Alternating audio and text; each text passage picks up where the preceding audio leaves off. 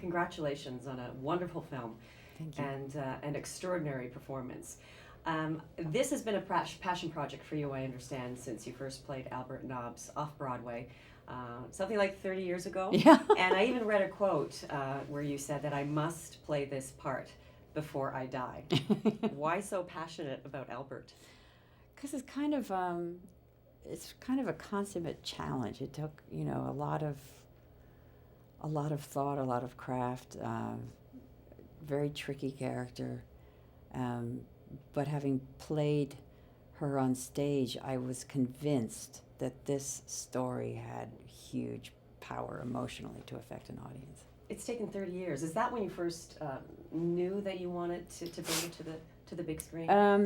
No, that was quite early in my career. It was 82. I had just done The World According to Garp, I think. I'd just done one movie. No, I think when I started, I've produced for television quite a bit. And, I have a production company. There was a time when I was really doing that quite actively. And, this then came up as a story that I thought would, make a great film. And it was a very, very hard and tricky sell because people either couldn't conceive of me as Albert or didn't want to see me in a character like Albert.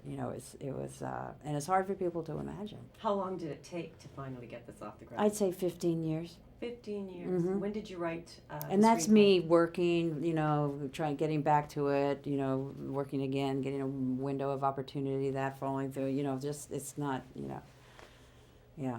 At what point did you start writing the screenplay? I took over the script about 5 years ago. Mm. Yeah. So you did that. You also produce. Mm-hmm. It's a pretty low budget production, I understand. Mm-hmm. Has it been kind of all consuming over the last few years? You were also the Scout. 10 years ago. 10 years ago, you did the Scout location for this. Right. That's quite amazing and Yeah. quite remarkable. And I guess when you believe in a project that much, it's going to work sooner or later. Well, it's for example, when I did the Scout 10 years ago, it was with Patricia von Brandenstein, who's one of the great production designers, and she was on board with us 10 years ago. And when it came again, when we were ready to start really gathering our team for when we knew we were going to make it, she was the first call. And she's never forgotten, like me, she had never forgotten the story. She loved the story for her own personal reasons, and she said, yes, I think I can do that. Can you tell us a little bit about how you physically transformed yourself for the big screen version of Albert Nobbs? Well, I had an amazing, amazing team to do that. The man who made the wigs, both mine and Janet's, is, I think, the premier wig maker alive, and he's been my collaborator for 18 years. He's just a master, and I would not have done it without him, because the look was so important, and he's such an artist that he was really, really important to have him there. And then Matthew Mungle came on board to do the finesse of the prosthetics. What did you do? How much did you do? Not that much. Changed the tip of my nose and made my ears bigger, and put a plumper, in my down here. That was it. That was it. Mm-hmm. To get that physical transformation, that physicality of Albert Nobbs, can you tell us a little bit about how you went about doing that? Well, I always have thought of Albert as a kind of clown.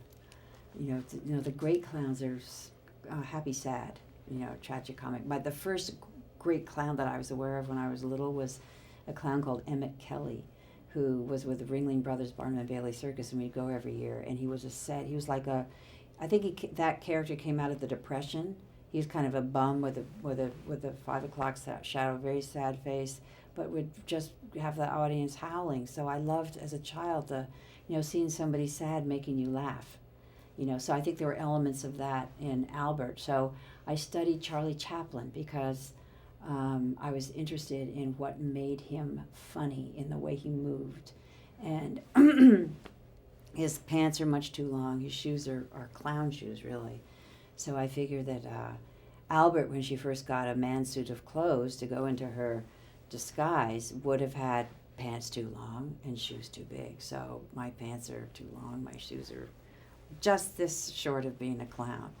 And then, of course, because she's bound, two things kind of lead to her comportment. One is she's bound by the corset, but also she's a waiter, and there was a kind of a formal, almost militaristic, aspect to the waiters who kind of disappeared and moved in a certain way and stood in a certain way. That is an amazing story. I love hearing these stories. That's terrific. Did you notice when you were on the set in character as Albert Nobbs, did you notice that cast and crew treated you differently? I mean, was it that different for them? I think they definitely were aware that this character was around. I mean, Rodrigo certainly was. He'd say, here's Albert. But I also was, collaborating with our director and doing rewrites, and I had sometimes 3 different caps on. So I think it was more shocking to them when I came not being Albert, because they were reminded of what I really looked like. And because we worked very long hours and with a short schedule, I was mostly in Albert, mode in front of the crew. Now, you had a very distinct vision of what you wanted this to look like. So how did you collaborate with your director, and how much input did you have on how this all we always didn't want it to be kind of a masterpiece theater kind of feeling thing, because it's about working people. It's about the back halls of a hotel. It's people who are in motion all day long. So we wanted to have a camera that wasn't static, that kind of could move with people, and get that sense of just, working. And also is very important, certain close-ups are very important, because this is about faces, and Albert doesn't speak a lot. So, the very judicious use of close-up to catch what actors were doing. Mm-hmm.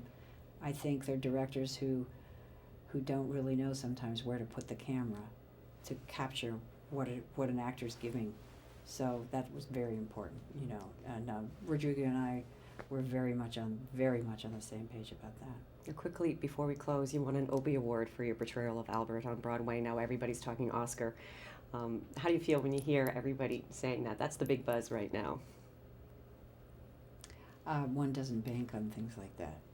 Would that be You just do what you do, and it would be a huge honor. But I've been in this business too long to put a lot of emotional baggage in that place right now. Well, we're all betting on that Oscar. Well, thank you. Congratulations once again on an amazing performance. Thanks. Thank you. Thank you very much.